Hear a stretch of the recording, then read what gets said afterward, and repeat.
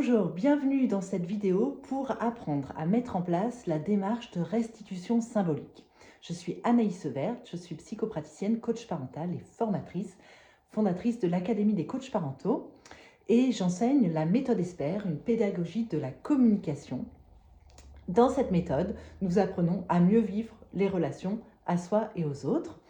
Et dans cette méthode, il y a toute une partie qui a des effets, on va dire, thérapeutiques. La méthode ESPER n'est pas une thérapie, mais elle a des vertus, on va dire, thérapeutiques à travers les démarches qu'elle propose.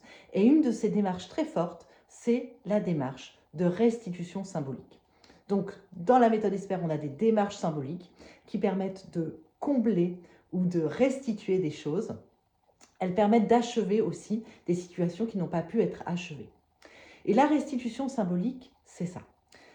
La restitution symbolique, c'est une démarche qu'on peut faire ou qu'on peut proposer à quelqu'un. Si vous êtes un accompagnant, sur cette chaîne, j'accompagne beaucoup les professionnels. Donc, si vous êtes un accompagnant et que vous accompagnez des personnes en thérapie, par exemple, vous pouvez proposer la démarche de restitution symbolique quand une personne a reçu quelque chose qui a été pas bon, qui a été violent, qui a été toxique, qui a été mauvais pour elle. Si, par exemple, vous accompagnez quelqu'un qui a subi une agression à l'adolescence, d'accord, par son parent, par son père, admettons, elle a reçu une violence physique, et que cette violence est toujours inscrite en elle, d'accord, parce que ça suscite encore de l'émotion, c'est encore agissant en elle, alors il est possible de proposer à cette personne, devenue aujourd'hui une adulte, de restituer symboliquement cette violence qui a été déposée sur elle. Et donc ça se fait en proposant à la personne de symboliser la violence reçue par un objet. Un objet soit qu'elle choisit, qu'elle a chez elle, qu'elle achète, ou qu'elle confectionne. Donc un objet, soit qu'elle a, soit qu'elle confectionne. Elle peut aussi, c'est aussi thérapeutique de faire soi-même l'objet qui représente. Donc c'est pas la souffrance, c'est la violence qu'elle a reçue. La violence, par exemple, de la gifle. Donc, elle symbolise la violence de la gifle. Pourquoi c'est puissant? Donc, par exemple, j'ai pris un objet là pour vous montrer. Donc, c'est-à-dire qu'à partir du moment où je vais symboliser la violence que j'ai reçue, je ne vais déjà plus l'avoir en moi. Ça va être extérieur à moi. Je vais l'avoir extériorisé. Je vais l'avoir sorti de moi. Donc, ça, déjà, c'est très puissant. Et puis ensuite, la démarche pour aller jusqu'au bout de restitution symbolique, c'est non seulement on la sort de soi, mais on va la rendre à la personne qui a déposé ça sur soi. Donc dans notre exemple, si vous accompagnez cette femme devenue une adulte, elle va symboliser par un objet et puis rendre cet objet à son père, si c'est son père qui a déposé cette violence-là sur elle. C'est ça, restituer symboliquement. Alors, attention, ça se fait dans un calme relationnel. C'est-à-dire qu'on ne fait pas ça quand la personne elle est encore en colère. Si la personne qui a subi cette gifle est encore en colère et encore dans l'émotion, elle ne va pas pouvoir faire une restitution symbolique. Il faut attendre que les choses décantent. Donc déjà, symboliser dans un premier temps, ça peut aider à ça.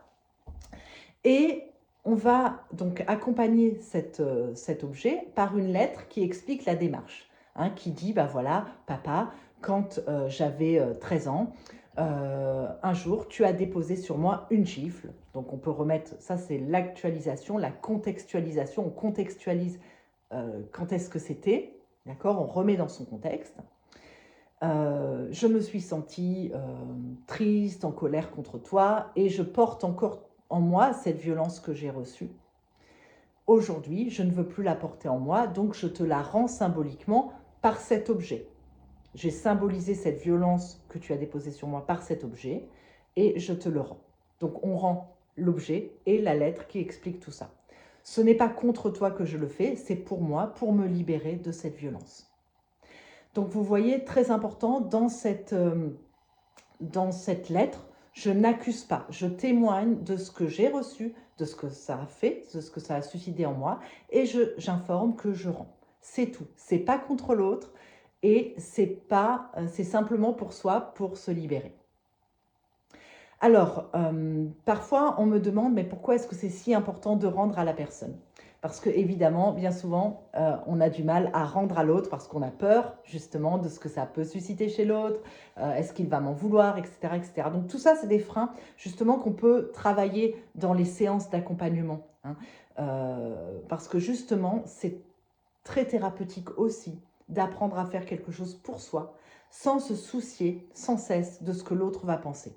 Ça s'appelle l'autonomie relationnelle. Ça s'appelle sortir aussi de la dépendance relationnelle. Donc c'est aussi très aidant, très puissant de pouvoir faire le processus jusqu'au bout.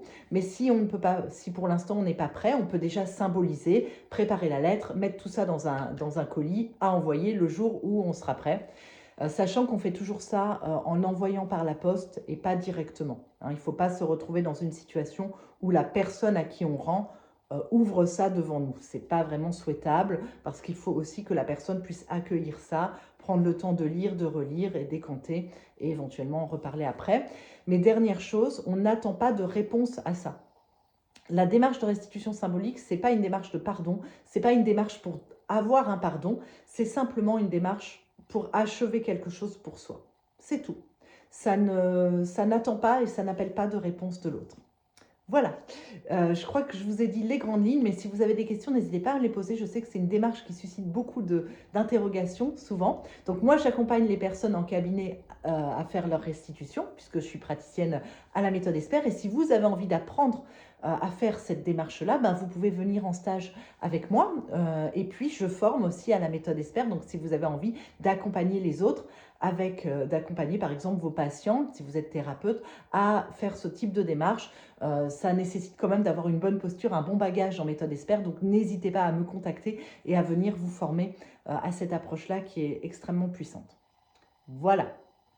Si vous voulez, je vous propose de vous abonner à ma chaîne, bien sûr, et de m'envoyer un petit message si vous voulez recevoir. J'ai fait un e-book avec les principales démarches symboliques de la méthode Espère et notamment la restitution symbolique.